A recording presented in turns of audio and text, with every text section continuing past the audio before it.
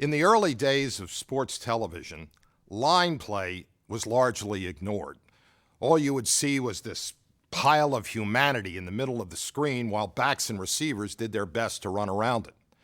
With the development of the telephoto lens, one of the things we were able to do was bring these nameless, faceless bodies to life. The result was Eyeball to Eyeball, the first film ever produced about linemen. This is NFL Action, and I'm Pat Summerall. In the past, there were two distinct parts of pro football action. One was the relentless struggle waged by the mountainous linemen. The other was the razzle-dazzle of their more acrobatic teammates. To be a lineman, you simply had to be huge, immovable, and willing to fight the unheralded battle of the trenches. But the game has changed, and so have the men who play the line. Now they are as quick as they are huge, as agile as they are fierce. Eyeball to eyeball, the play of today's linemen may well decide the outcome of the contest. In professional football, the quarterback is the master strategist who plots and directs his team's destiny. The instruments he employs for victory are the backs and the ends who are light, fast, and elusive, with the ability to excite and explode at any instant. They're all flash, all beauty, but above all, they are small people with little toleration for punishment.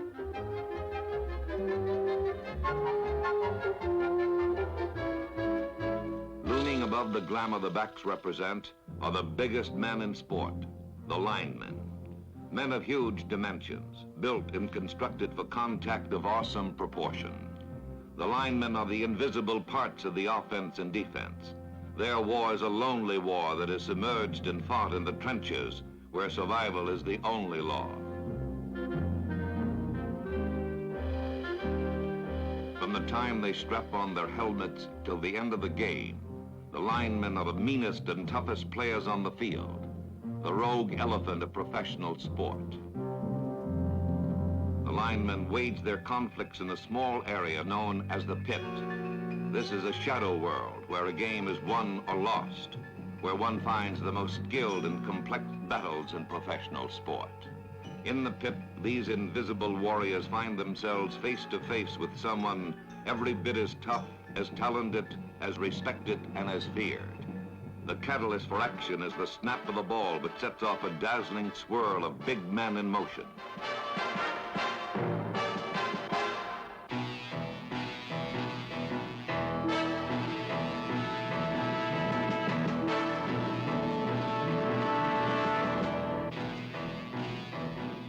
Caught in this tempest, the lineman is as apt to lose his helmet as his head.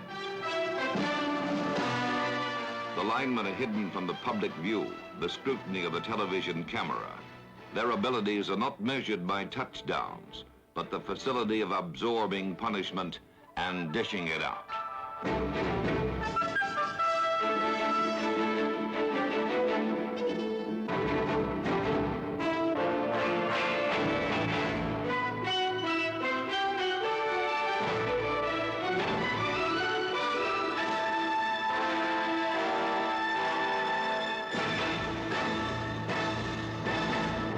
As easily as he strides off a stage of destruction, the lineman can walk on to one of classic grace and precision, but one that is no less violent. It is an arena of combat that pits man against man, strength against strength, with the purpose of removing or annihilating the man in front of you.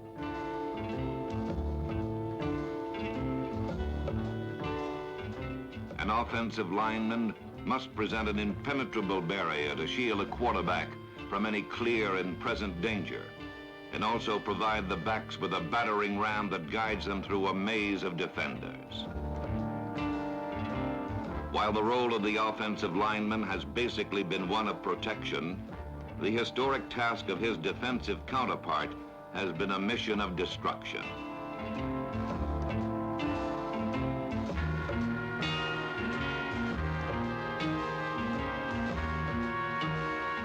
The defensive lineman must stop the offensive flow any way possible.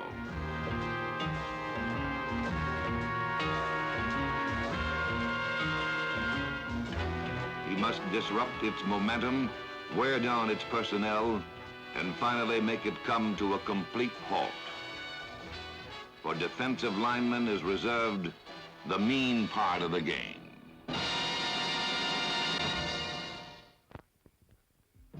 During the 1950s, a complex offense with passing and running from diverse formations made the old seven-man defensive line outdated.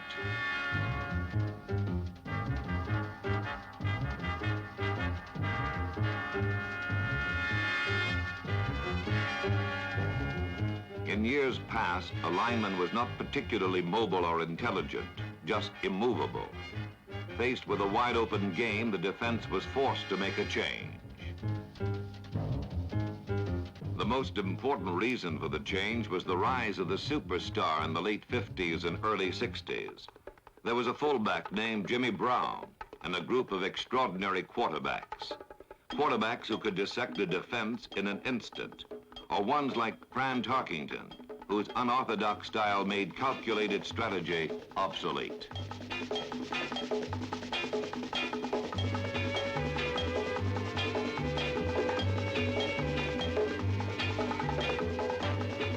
There were fleet receivers like Bob Hayes and number 45, Homer Jones, who forced a quicker, more mobile pass rush. And then there was Gale Sayers. Number 40 was an offense all by himself, and more than any one individual, changed defensive concepts.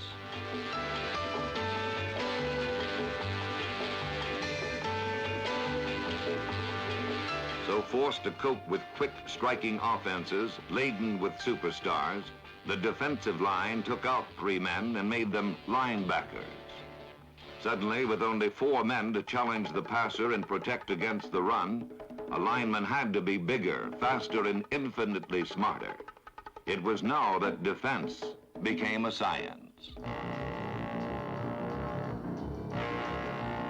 No longer did the offense have the decided edge tactically or physically. Quarterbacks and setbacks found escape from the determined pursuit of a lineman a dreaded nightmare.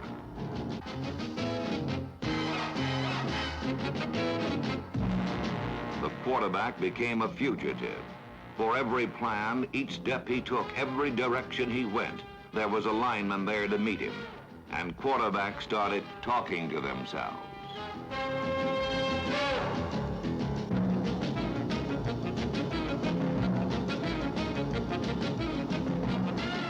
Though the linemen got bigger, stronger, and faster, their historic role remained unchanged. They still had to stop the running play and rush the passer. A lineman rarely gets 2 chances to halt a runner in flight. If he fails once, he's lucky to get another opportunity. The men of the line counter force with force, and a halfback on the go is no match on a collision course.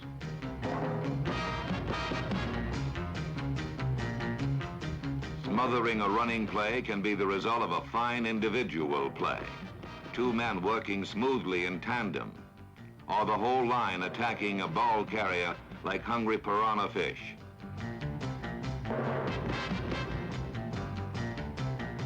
Whatever method the linemen employ, a phantom flyer is never safe from their deadly grasp.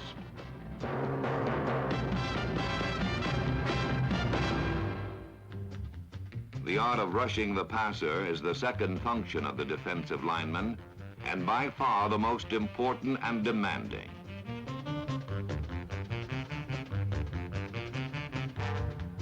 A quarterback with a ball in his hands is the most dangerous man on the field and a difficult person to contend with.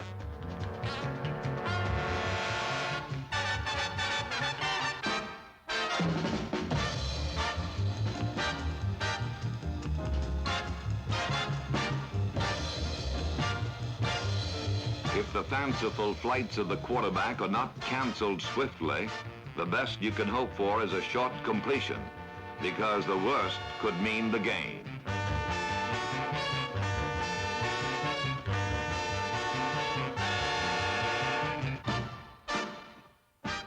So the monsters of the trenches must not let the quarterback elude capture. They must confine him in the pocket so that if they miss him with the first shot, the second will surely kill him.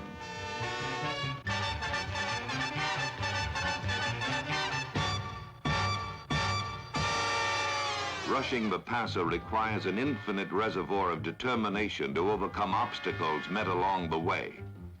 Quarterbacks must be dealt with by pure power or deception, the lineman's second ally.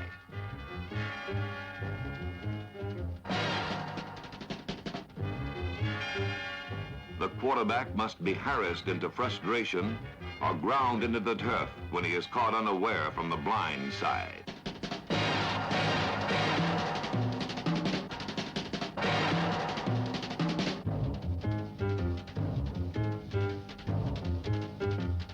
When defensive linemen can force the quarterback out of his preconceived plans, he takes away his favorite weapon and makes passing a hazard, another way to defeat.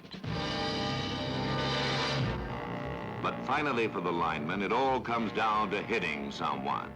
This is part of the inbred violence of the sport. And when it's a time for crunch, defensive linemen treat runner and passer alike. Just nothing more than sacrificial lambs for the slaughter.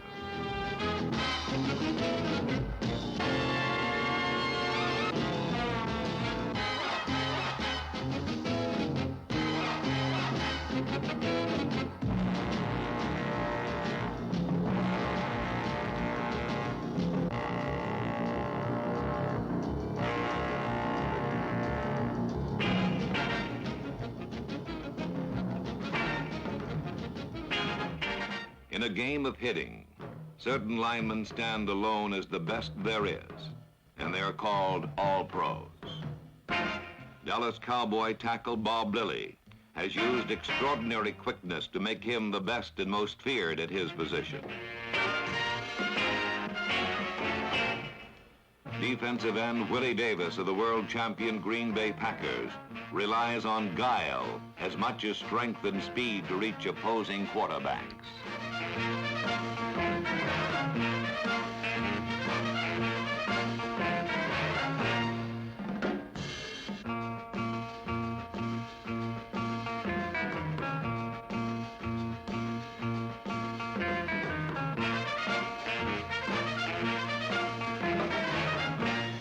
Both Lilly and Davis are magnificent individual performers. But as a single unit, no defensive line is the equal of the front four of the Los Angeles Rams, immortalized by the nickname, the Fearsome Foursome. All four men have been All-Pro at least once in their careers.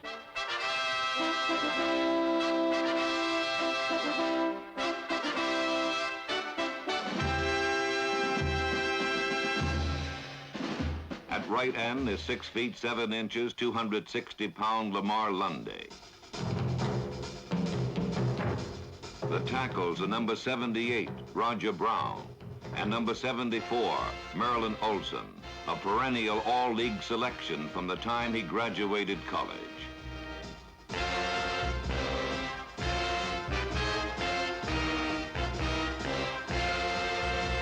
If there is a superstar among this line of stars, it's number 75, David Deacon Jones.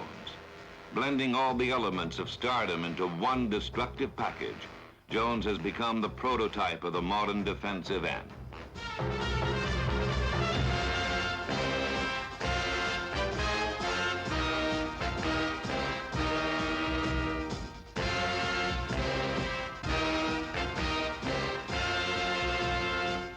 The fearsome foursome operate brilliantly as a unit, and their rewards are the greatest their sport has to offer. But recognition is rare for the average defensive lineman. Theirs are not the faces of excitement, but the somber, grim faces of struggle. But each season, for a select few, there is that one glorious moment when they get to carry the ball, score a touchdown, and fulfill a lineman's dream. However, at times there can be infamy, like the time in 1964 when the Vikings' Jim Marshall ran 65 yards with a recovered fumble the wrong way.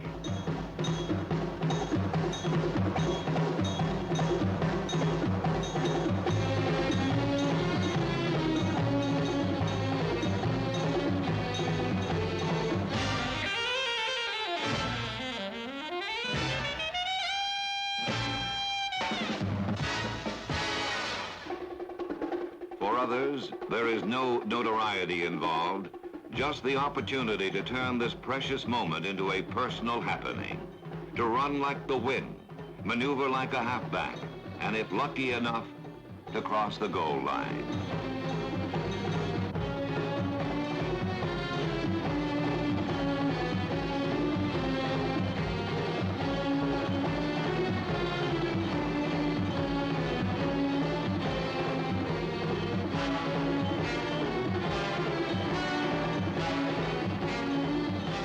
These are the men of the defensive line. But the story of a lineman has another chapter. It's a story no less dramatic, no less exciting, one just as unique.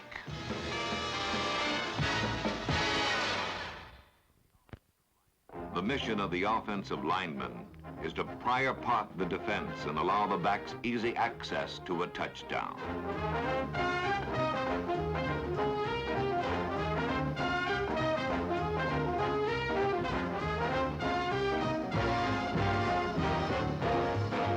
Recognition is uncommon.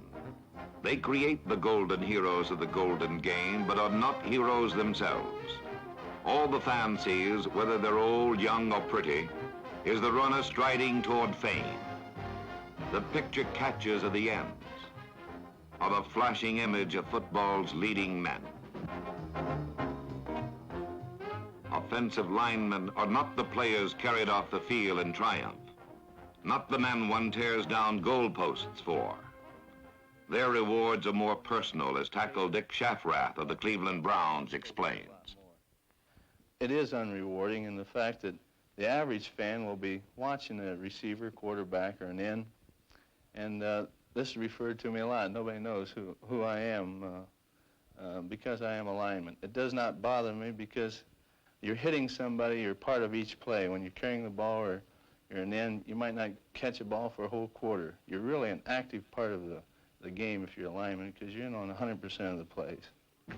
The center is part of every offensive play, and his job is a very basic one.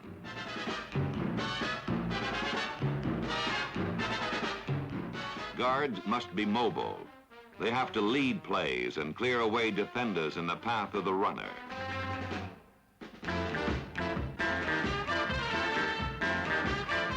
The biggest men on the offensive line are the tackles.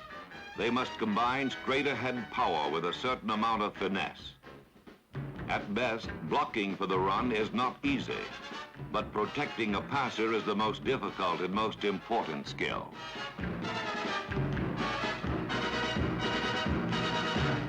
Pass protection is probably the biggest job of any offensive lineman. So I have to, in order to stay in this league and to help the Browns and to be a winner, at least hold my man out 8 out of 10 times. Pass protection is a long, patient learning process that takes years or maybe a career to fully master.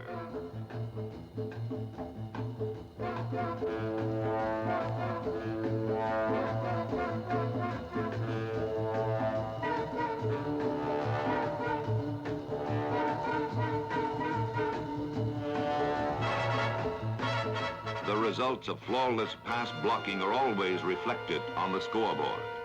It means keeping the quarterback's uniform clean and his body free from harm.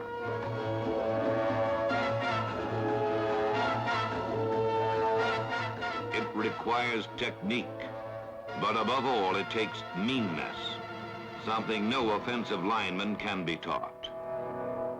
My attitude has been that you do have to have an animal instinct in you, and you do have to be vicious. I can't see anybody surviving this league without giving 100%. I think you get hurt playing football if you're not giving 100% until the whistle blows. For the offensive lineman, hitting begins with hand-to-hand combat at the line of scrimmage. Then the hitting moves out to the fringes, where the linemen attack defenders in a blur of action.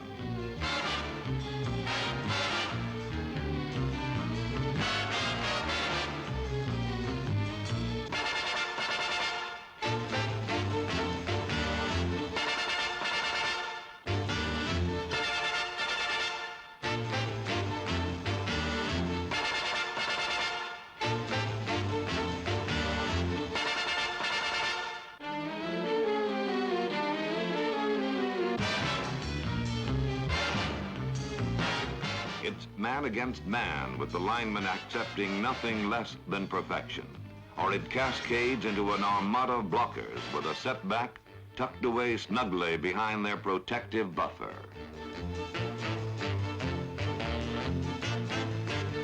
For either an offensive or defensive lineman, it comes down to destroying the man in front of you.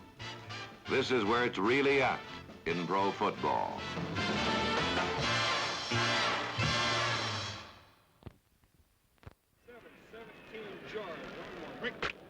For the Browns, it was a game with the Philadelphia Eagles. For the linemen, it meant 60 minutes of unrelenting fury.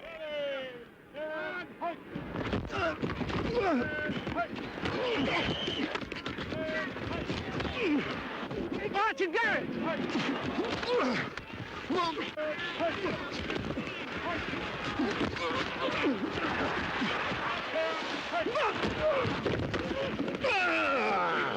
And then he's going to slip through on the linebacker. We may go big on that. How can their end play so damn tight on me all the time? I can't believe it. Pettigrew just playing head up on me.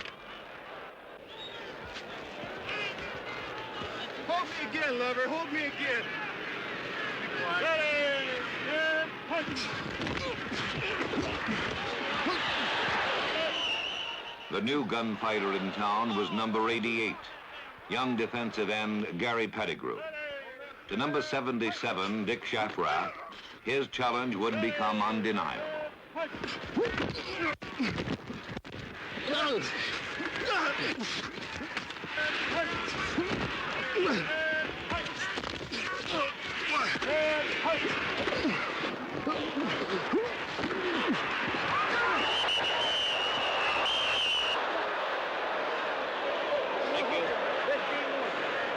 Leave it there, leave it there. Ball down right there.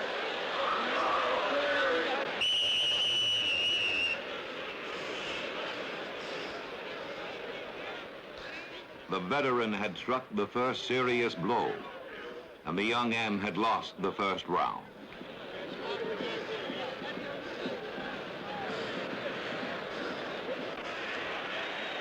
But youth is a fast healer, and Gary Pettigrew would return to continue the private war.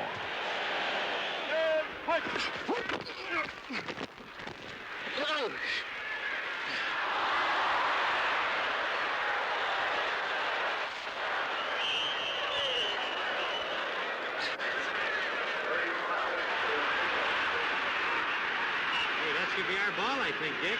Oh, hell. Damn, you gotta be hungry, boy. Let's go. Well, you can't keep letting him have the big one. Come on, baby. Come on. We gotta get together. Take it easy. The Browns were hopelessly behind in the final minutes, but Dick Shafrath wanted one more touchdown to satisfy his pride. Grab it, Sheriff. Grab for me. Grab it now. Let's grab it. Ready, and punch. Hurry up, on the ball. Let's go.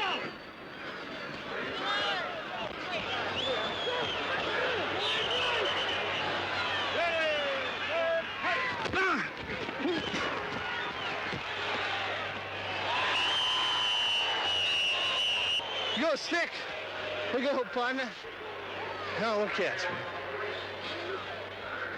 The game was almost over. The duel would soon be forgotten. But for Dick Shafrath and every lineman, there would be another Sunday. And the hitting would start all over again. There you go, baby. There you go.